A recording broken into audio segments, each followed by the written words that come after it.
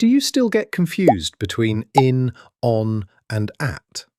Have you ever said, let's meet in Monday, or my class starts on 5 p.m.? If so, don't worry, you're not alone. This is one of the most common mistakes English learners make, but in the next 3 minutes, you'll learn a simple trick that will help you remember these prepositions forever. Let's begin. He wants to invite his friend to study, but he isn't sure which preposition to use. He says, let's meet in Monday. Then he changes his mind. No, maybe at Monday. Then he tries again. Wait, on 5 o'clock? None of these are correct. The good news is that there's a very easy rule to remember. Let's learn it. First, let's talk about at. Use at for an exact time.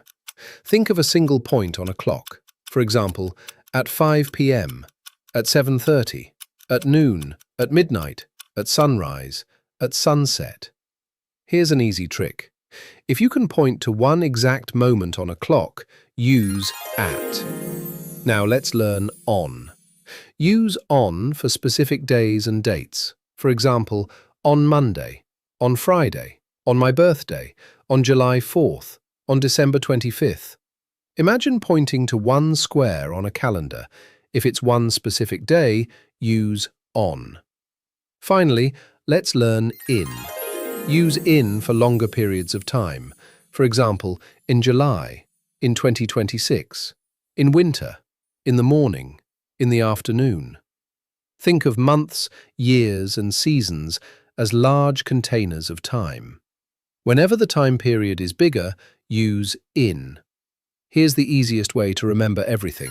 At is for an exact time. On is for a specific day or date. In is for longer periods like months, years, and seasons. Just remember, small, at. Medium, on. Large, in. That's the secret. Let's see how well you've learned. Question 1. I'll see you blank Monday. The correct answer is on Monday. Next question. My class starts at 8 p.m. The answer is at 8 p.m. Last question. My birthday is blank July. The correct answer is in July. Great job! Now you know one of the most useful grammar rules in English. Remember, at for exact times, on for days and dates, in for months, years, and seasons. If this lesson helped you, save this video and share it with a friend who's learning English. Don't forget to subscribe to Minto for easy English lessons every week. Thanks for watching, and I'll see you in the next video.